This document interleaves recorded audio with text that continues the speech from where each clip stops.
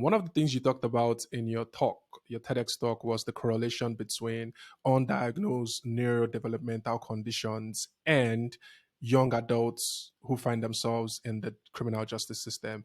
And you talked about how even that was one of the first thing you noticed when you started working in the prison system was a lot of people are here because there was really not enough maybe funding in their society or proper mental health structures to actually diagnose them earlier on. And because they missed that diagnosis at an earlier stage, it leads to the point that it's just like a continuous, how would I put this?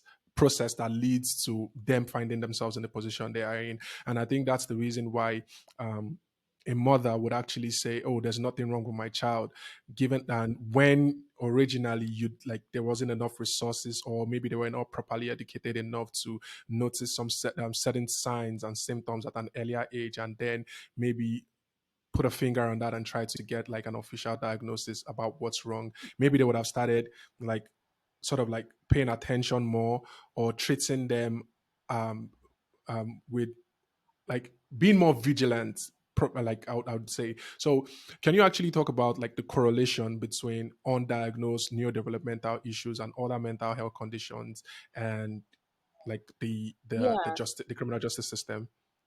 So when it comes to neurodevelopmental conditions, like, usually, they in terms of when they should be diagnosed or the best time, is usually from childhood. So, like maybe in schools, for example, or parents. But unfortunately, not everybody is as well educated in terms of what signs to look out for. It's not necessarily the parents' fault. It's not.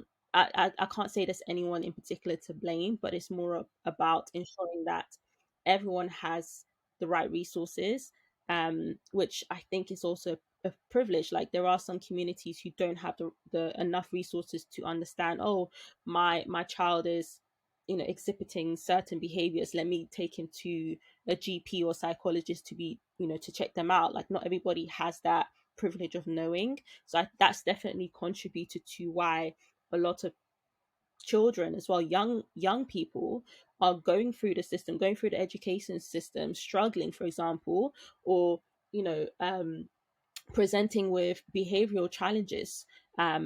For example, maybe they might be sent to like a PRU. So PRUs are like pupil referral units. So especially if a child is really challenging in a school, they'll take them out and put them in like a class or a school for those who are very challenging, basically, right?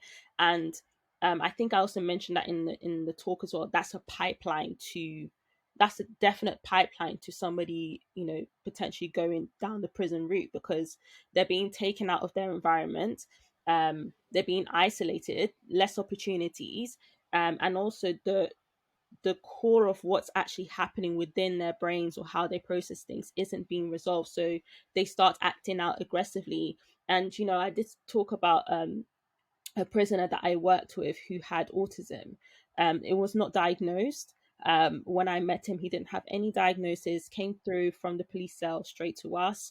And I could see from the minute I saw him, I could see that something was not right. He wasn't making eye contact, none of that stuff. And, eventually he was diagnosed, after we did all the assessments. But I thought to myself, how, first of all, how could we bring somebody like this into prison knowing that he hasn't even got the capacity to understand what is happening within, in his surroundings. And there was no history about any you know observations in school or anything like that. And again, it tends to happen a lot to black people, black men, because um aggression usually is, or a certain, maybe disrupting the class, for example, is seen as aggression instead of maybe seen as somebody who might have issues paying attention, like an attention deficit, compared to, let's say, our white counterparts, where it's like, oh no, this person has ADHD. But then with the black people, it's like, no, they're aggressive. So there's also that systemic racism that's still occurring, even within the healthcare system, too. That unfortunately we find a lot of people in prison where it's like, okay, yes, they've committed a crime, but clearly they're not well. Clearly there's something going on. So it's yeah, it's something that I think, needs to be looked at.